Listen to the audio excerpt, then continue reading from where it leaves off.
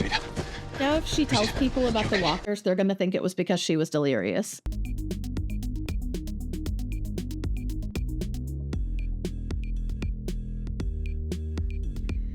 Well, we just got done with Season 9, Episode 7. Rosita was found in the woods. Eugene is lost. Rosita will be okay, but where's Eugene? So everybody's going to look for him, but Carol went to get Daryl to recruit him to help. And poor Daryl's going through some stuff. What else happened? So Maggie's gone. She's off helping at a new community, and we don't know where that is, but I had a thought that maybe it's wherever Rick is. Wouldn't that be cool? So, yeah. And then what else happened? Did anything else happen? Yeah, well, so we also have got to know a little more about the new group. Oh, yeah, and Michonne led them to where she said she would, to Hilltop. But we don't really know how that's going to go because Michonne's not going in, but Hilltop has some changes going on right now. Yeah. So that'll be interesting. And we still didn't find out why the walkers are talking or if Rosita was just delirious.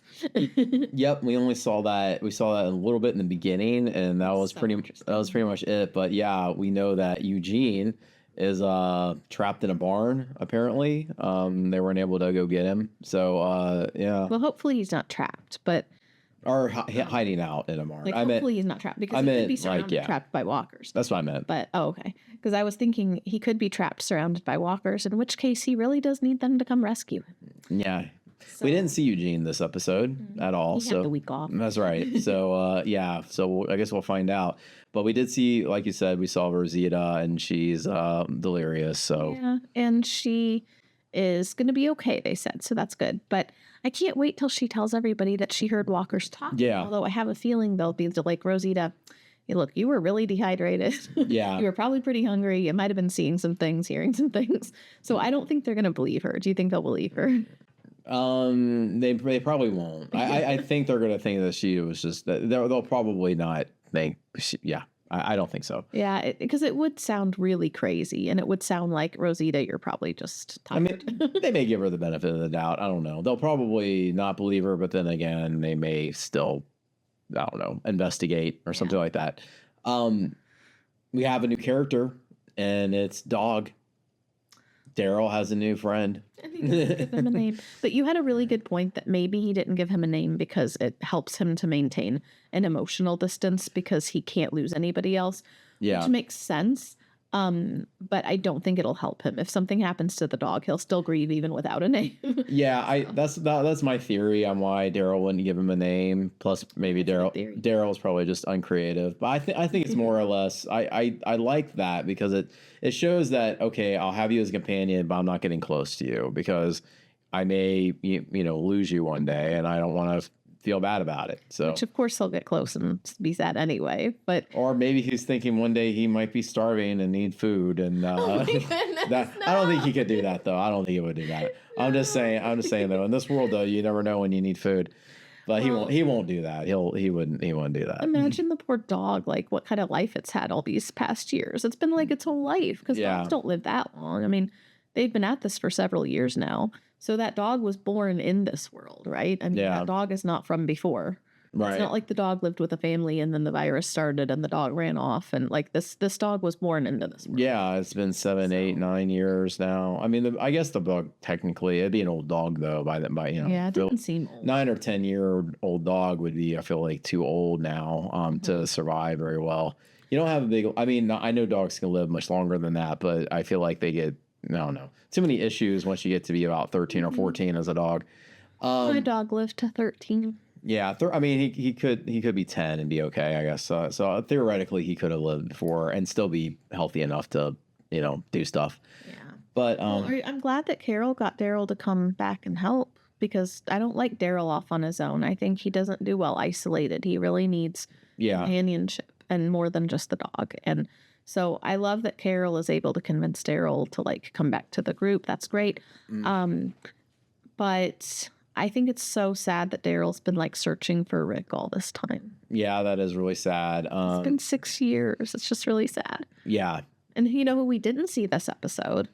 Rick, Judith, Negan. We didn't see any of them. No, you're right. Yeah, We no still Judith. don't know what happened to Rick. Judith or Negan or Rick. Yeah, you're right. This was all focused on Michonne, the group, and Daryl and Carol and Henry. So Michonne, and they're all yeah. Michonne, I mean, sorry, Carol. Yeah, Carol and Henry were going to. Yeah, they were all going to Hilltop. Yeah, they all ended up in Hilltop. That's right. Their journeys were both going to Hilltop. I kind of forgot that, but yeah. Yeah, and we still don't know what Maggie's doing. She is apparently helping to set up a new community. So my thought, I can't remember if I said this already, sorry, was if Maggie might be going to a community and find Rick. Like maybe Rick's at this new community. Who knows? Right. So that could be really exciting, but we're not going to see it. Well, we might see it next time. And another disappointing thing is you don't get to see Herschel. I mean, baby Herschel. I know, little baby Hershey. But he's kid Herschel at this point. Yeah. So yeah, kid Herschel. You don't get to see kid Herschel. I think of him as Hershey. Yeah, as Hershey. So no Hershey kisses today. So we won't get to see. I mean, we saw him as a baby, but we're not going to see him older. I keep thinking he's still a baby because I kind of forget about the time jump. And it was shown.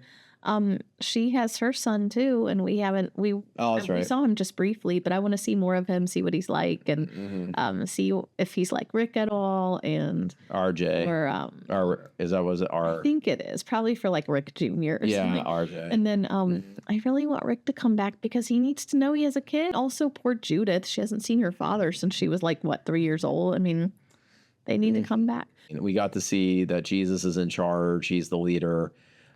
Jesus. Yeah. Initially, I thought they were talking about Tara being the leader, but no, it was Jesus that's the leader. She was just sort of Tara's like she's like the secondhand person. Yeah, it felt like she was like the vice president or she's like VP or something. And like she makes the public rounds and then brings the news back to Jesus. Right. So so Jesus took over for Maggie and seeing what was going on there.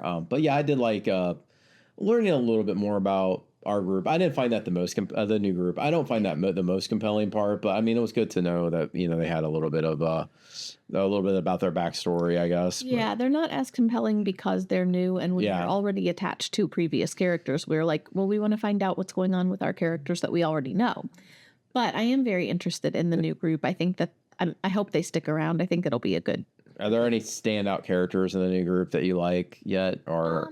I don't really necessarily. Well, I liked I don't know all the names yet. One that does sign language and the kid, not really a kid anymore, but the girl, the kid that helps. Yeah, her friend, that helps with the sign language. I would like to hear more from them. Mm-hmm. The other people are interesting too, but for some reason I want to hear more because I think that having a hearing loss disability, it does make you have a more interesting story because you've had to survive with that in this world, and survival is hard enough as it is, let alone having any kind of disability. So I think that is a really intriguing story. I'd like to hear more about them, and just the one helping was only in high school when all this started. So they're not a kid anymore, but they're still very young. And I think that that's also interesting to find out, like, okay, you were young, like, how did you survive? Kind of like Enid. We saw a little bit of Enid after her parents died, and it was like, how are you surviving when you're so young, Yeah. So that could be interesting. The guy that plays the music and stuff, I find him interesting. Yeah. And I like that we saw more about him this time.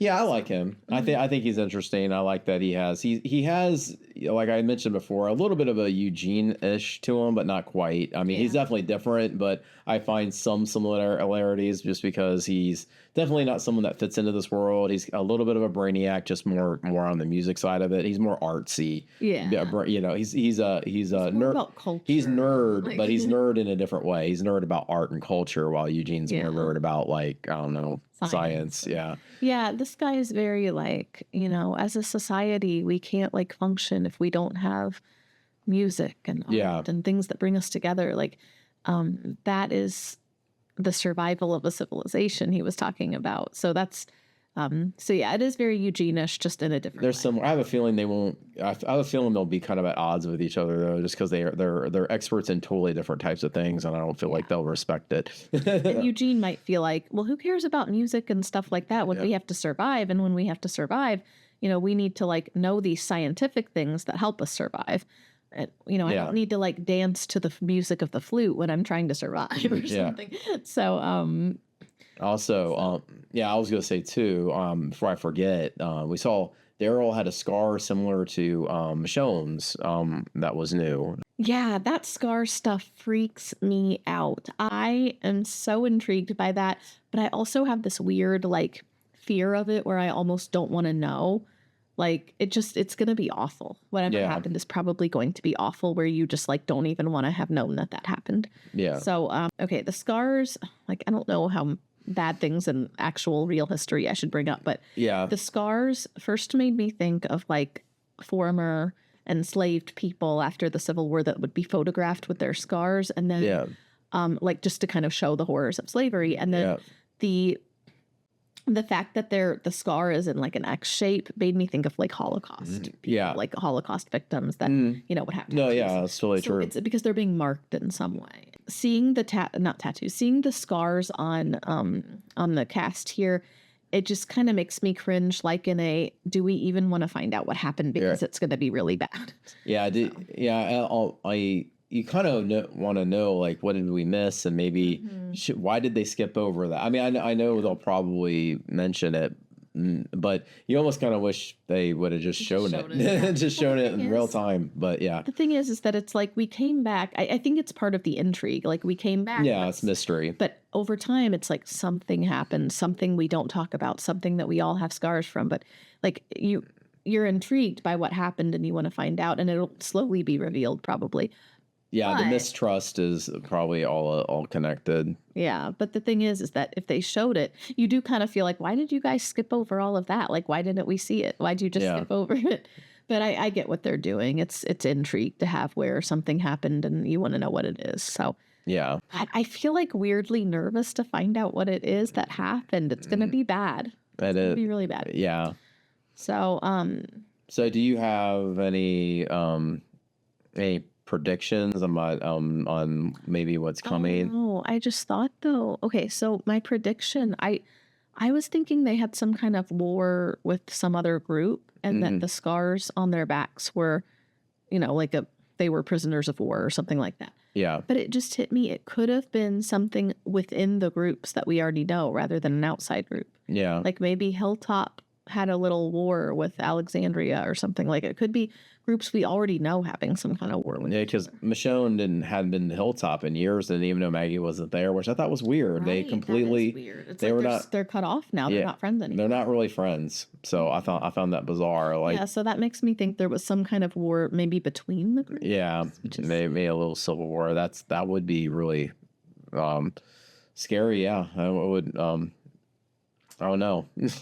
What rating would you give this episode? Like a 7.5. I know it sounds low. The thing is, it's a good episode. I'm very intrigued by where this is all going. I liked the episode.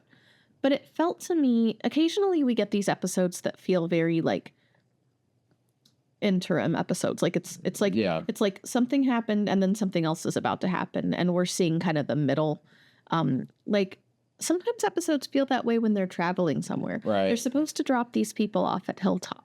So it's an episode about them traveling to get to Hilltop. So we already saw all the stuff about them showing up with the group and finding the group. And then next we're going to see them be at Hilltop and acclimate to that. So this episode was very like middle of the road between two spots. Instead of being an episode in its own right, it feels like a pause between action. Yeah. Like it's kind of like the episode is a pause between action. So I can't give it like too high, even though it was good, because I feel like stuff just happened and stuff is about to happen, and this was kind of the middle of that. Yeah, I agree. I give it a 7, maybe a 6.97 actually. And it's not because it was bad. I mean, it was a neat. I'll give it a 7 just because I feel like it wasn't like they didn't have unnecessary things in there. I feel like it was all important. We needed to understand it all. But yeah, it was definitely building an episode. It wasn't the most exciting episode, although not to say they didn't have excitement in it. I mean, like the part with Dog and Daryl was, it was intense and things like that. But overall, we learned a lot. So yeah, I think 7. So I'll give it a 7. I think it was good. Yeah, I think it's going to be where previous episode's really good and next episode's really good. And this was kind of the middle of that. I like seeing where Hilltop's at right now. We learned a lot about Jesus is taking over